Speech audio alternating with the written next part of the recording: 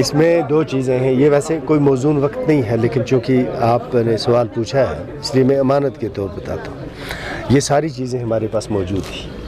ہمارا special status تھا، article 370 تھا، 35A تھا، ہمارا اپنا جھنڈا تھا، ہمارا سب کچھ اپنا تھا.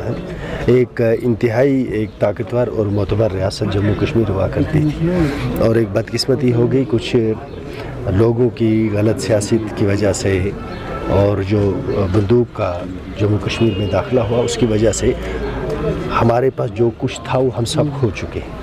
اب جو اس کی ریسٹوریشن ہے، اس کا طریقہ کار کیا ہوگا، اس سلسلے میں میں آپ کی خدمت میں ایک عرض کرتا ہوں کہ ایک بڑے ہی ایک مفکر، ایک عالم دین نے کہا ہے کہ what you lose because of your stupidity you don't get it back because of your stupidity.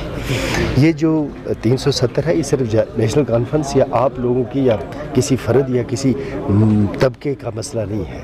یہ ہمارے جموں کشمیر کی تہذیب کا اور ان کمٹمنٹس کا ہے جو اخلاقی جو جواز فراہم کرتی تھی ایکسیشن کو 1947. لداخ کا حال دیکھ لیں.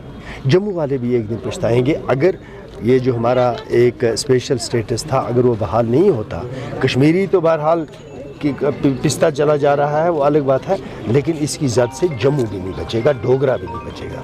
تو ہم کوشش یہ کرتے ہیں کہ یہ فرسٹ سٹیپ جو پہلا قدم ریسٹوریشن آف اسٹیٹ ہوڈ ہوگا، اور اس کے بعد ایک کوشش یہ کر رہی ہے کہ جو ہمارے آرٹیکل 370 اور 35A کی وجہ سے ایک تحفظ جو اس قوم کو حاصل تھا، قانون سازی کی سطح پر بھی اور زمینی معاملات پر بھی، نوکریوں کے معاملات پر بھی، اور پھر اتنا ہی نہیں ہے، یہ آپ کی عزت اور وقار کی علامت رہا ہے. آپ کی جدوجہد کی جو ہے، آپ کی جو جدوجہد رہی ہے، سیاسی جدوجہد رہی ہے، اس کی علامت رہا ہے.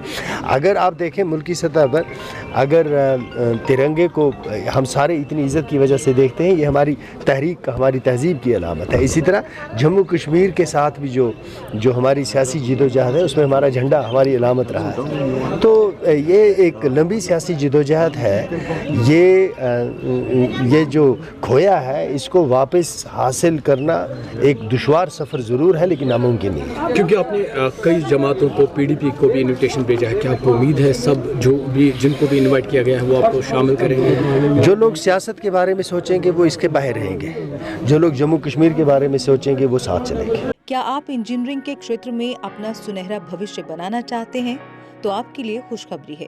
جموں کشمیر میں تکنیکی شکشا کا ایک بھروسے مند نام بن چکا Yogananda college of engineering and technology Jammu لے کر آیا ہے آپ کے سپنوں کو نئی اڑان دینے کا سنہرا اوسر. YCT میں BTech ریگولر اور لیٹرل انٹری کے لیے ایڈمیشن شروع ہو چکے ہیں. AICTE اپرووڈ اور یونیورسٹی آف جموں ایفیلیٹڈ یہ پرتشٹھت سنستھان سول، میکینیکل، الیکٹریکل اور کمپیوٹر سائنس انجینئرنگ جیسے پرمکھ انجینئرنگ کورس پردان کرتا ہے. کالج میں چھاتروں کے لیے اپلبدھ ہے اتیادھونک سویدھائیں، جن میں شامل ہے modern labs, high speed internet, well equipped library, IIT Delhi کے ورچوئل لیبس، IIT بامبے کے اسکل ایکسلریٹر لیبس، ساتھ ہی ٹرانسپورٹ جیسی سویدھائیں بھی. YCT صرف ڈگری نہیں دیتا بلکہ چھاتروں کو انڈسٹری کے لیے تیار کرتا ہے. کالج کا پلیسمنٹ ریکارڈ بھی شاندار رہا ہے. YCT جہاں بہترین شکشا، آدھونک تکنیک اور اجول بھوشیہ کا ملتا ہے بھروسہ.